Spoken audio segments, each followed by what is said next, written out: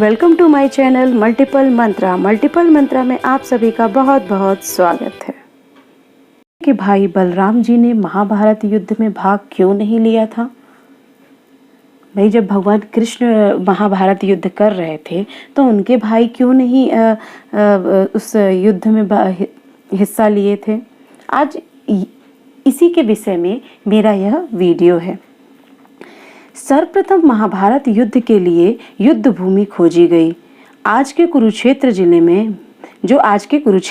में मिली है। अब समय आ गया था कि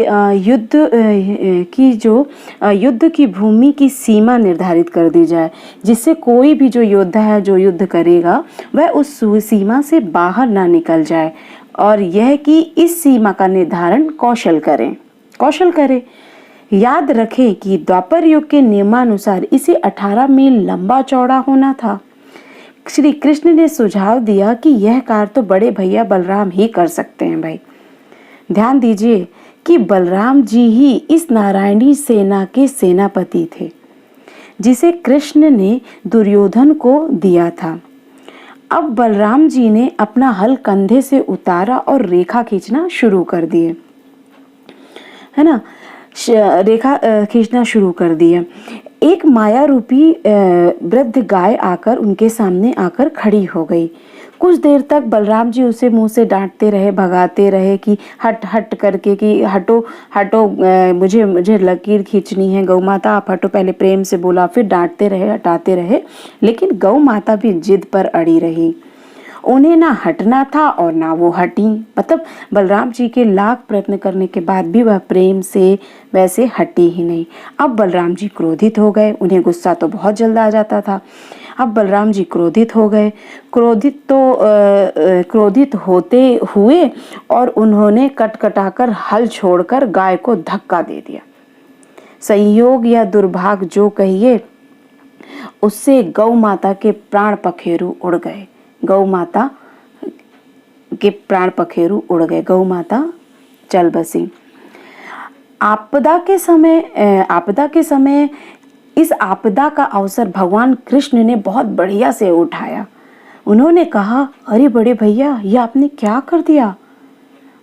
अब आपको गौ हत्या लग गई है, आपने घोर पाप कर दिया है। जाइए प्रायश्चित करके आइए। अब वह वेद व्यास के यहाँ पहुंच गए। जब वो वेद व्यास के यहाँ पहुंच गए, अब आप ये सोचिए, इसे नियति का खेल कहें या कौरवों का दुर्भाग्य कहें या कृष्ण की लीला कहें कि व्यास जी भी आश्रम पर नहीं मिले। उनके पुत्र शुकदेव ने उन्होंने विधान बलराम जी को विधान बताया कि बलराम जी आप 18 दिन तक 18 तीर्थों का भ्रमण करके दान पुण्य देते हुए यहाँ आ जाइएगा, तभी यह पलायन पूरा होगा। अब श्री कृष्ण भाई से युद्ध करने से बच गए और अगले 18 दिनों में महाभारत युद्ध को भी समाप्त कर दिया। बलराम जी तब पहुँचे जब भीम दुर्योधन की जंघा पर गदा प्रहार कर चुके थे। बाद श्री कृष्ण ने किसी तरह मनाकर उन्हें शांत कराया। जिस नारायणी सेना के सेनापति थे, कौन थे? भगवान कृष्ण के भाई बलराम उस नारायणी सेना के सेनापति थे।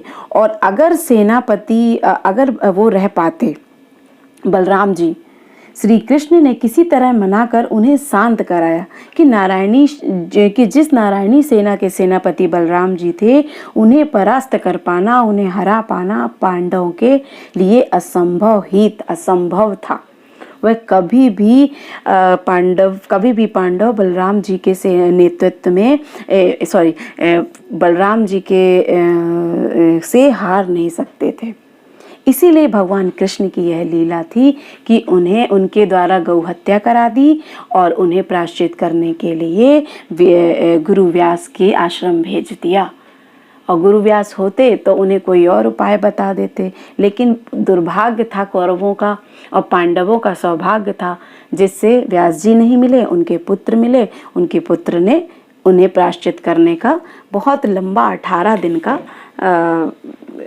समय बता दिया। तो ये है प्रभु कृष्ण की लीला। बोलिए भगवान श्री कृष्ण की जय।